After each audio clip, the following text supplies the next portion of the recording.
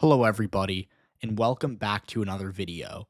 Once again, in today's video, we'll be taking a look at the Electoral College map. I'll be giving you guys another update on this election. We've got 2.5 months to go, so if you're not already, please do subscribe. It really helps me out a lot, and you will not miss another one of my uploads if you hit that notification bell. But if you just subscribe, that really does help me, and it ensures that you'll keep seeing this content.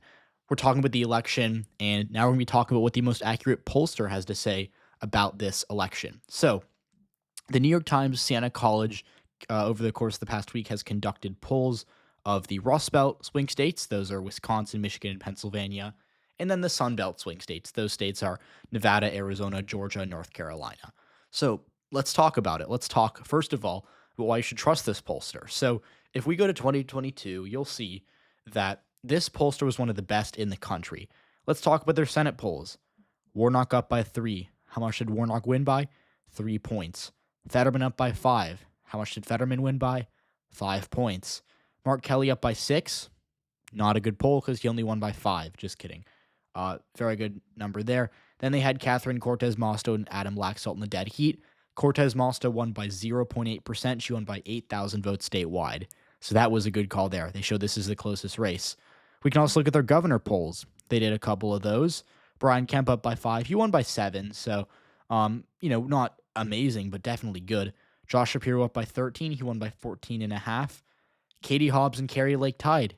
Katie Hobbs won by half a point. And in that governor's race, the majority of the polling in the final month showed a lead for Kari Lake.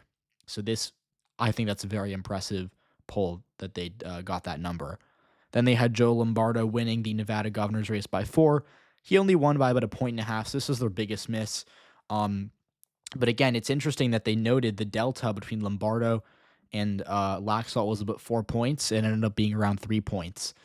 So again, this is an excellent firm. They have an A+ rating from FiveThirtyEight. So let's talk about it. Let's talk about what they have in the Electoral College. I'll show you the map, and then we'll discuss their prediction. So in the Rust Belt, let's see what they have. Luckily for us, it's pretty easy. It's the same margin everywhere.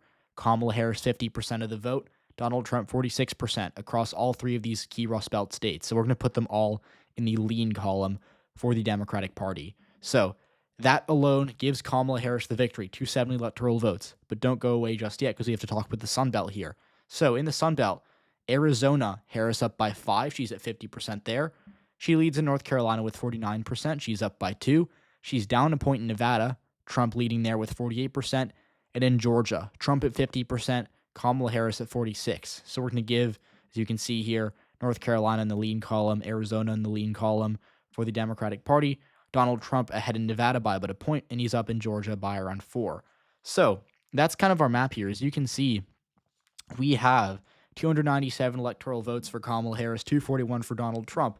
Now, this is not necessarily an unfair prediction, I would say. I could definitely see this happening. It's not the most likely outcome, I don't think. If I were predicting the map, I would certainly not give you this map. But today we'll be talking about the New York Times' map. I'll be releasing my updated prediction within the next week. House prediction is coming very soon, don't worry. But let's go back to this map. Let's talk about this map. So this is a victory for Kamala Harris. As you can see, she's winning all 3 of the Rust Belt states. And from there, all she needs to do is just split the Sun Belt states. Even she can only win one of the Sun Belt states.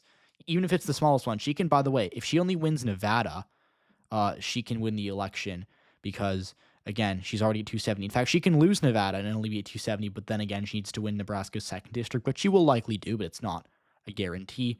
But let's talk about what they are expecting here. So if you read through the crosstabs, which I did briefly, I'm not a huge believer in crosstab diving. Generally, what you see is that the crosstabs tend to cancel out.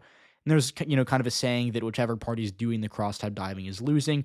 Obviously, this channel is not partisan. I don't advocate for voting for Harris or Trump or voting Democrat or Republican, but I do like to read the crosstabs and I like to analyze them from a nonpartisan perspective. We saw in Arizona, the sample was pretty favorable to Kamala Harris. It was actually a Biden +5 recalled electorate from 2020, but on the contrary, the samples in Georgia and North Carolina were pretty actually GOP leaning, and in North Carolina specifically, they actually had an electorate that was significantly less black than the 2020 electorate, so I think there might have been more of a Democratic undersample there.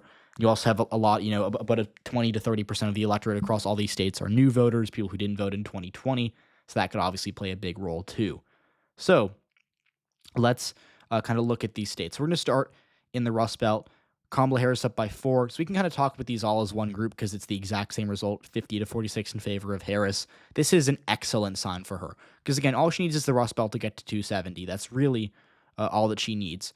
So, again, when you take a look at these states, these are states Biden carried in 2020, and they're states that this poll, if she's truly up by 4 points, she's doing better than Joe Biden in all these states. And I think that's mostly off the back of increased turnout with Black and Hispanic voters, especially, again, because these states, they all have kind of big cities where Democrats can boost their margins. Madison and Milwaukee and Wisconsin, I'd say Detroit is kind of the main one in Michigan. Then you got Pittsburgh and Philadelphia and Pennsylvania. These are cities Democrats have done really well, and in the past handful of elections, Kamala Harris will likely do well there. Again, if you believe these polls. Then we're going to go to the South. We'll start in North Carolina. We're a bit of a surprise, obviously. New York Times has her up by 2. What's interesting is that they have the Democratic candidate for governor, Josh Stein, up over Mark Robinson by 10. So they think the Democrats are winning that governor's race by a lot. And I believe that. I've been saying for, really since that race started, the Democrats were favored to win here. But what's interesting is that they have Democrats doing very well up and down the ballot in North Carolina. That they have Harris winning the state by 2 and Josh Stein winning it by 10. And so, again, they're likely banking on, because we look at the crosstabs, we know it's not increased Black turnout. They're banking on Kamala Harris doing a lot better with white voters in this state than Joe Biden did in 2020. Now, just a bit of a fact that I like to reference here. Joe Biden lost the white vote in North Carolina by 33 points. In 2022, Democrats only lost it by 25. And the only reason they didn't win that race was because Black turnout was bad. So if Democrats kind of get the best of both worlds, where they do, somewhere in between 2020 with the white vote, and they, kind of get the Black turnout back up to 2020 levels, Harris wins the state. But that's not what this poll's saying. This poll's saying the Black turnout will still not be that high, but that white voters are going to go for are going to go for Trump by a lot less than they went for him by in 2020. So the white vote really hurting Trump in North Carolina. It's the same story in Arizona. In Arizona, this poll actually had a dead heat with white voters when they pushed undecideds. They had 44% for Trump, 44% for Kamala Harris, and that is fascinating because, again, in Arizona, white voters tend to be pretty conservative. They voted for Trump by double digits in 2020 and 2016.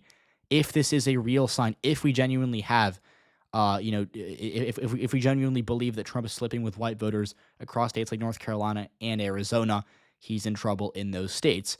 Now let's talk about the positives for Trump. For starters, he's up in Nevada, and the electorate in that state was pretty good for Harris. She was actually the electorate they served actually voted for Biden by more than he won the state in 2020 by. So Trump's winning here with a pretty Democratic leaning sample.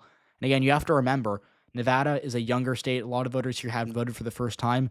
Trump is hoping that a lot of people who moved to Nevada, even if they're from California, are conservatives who are moving from California, maybe to go to a more conservative state.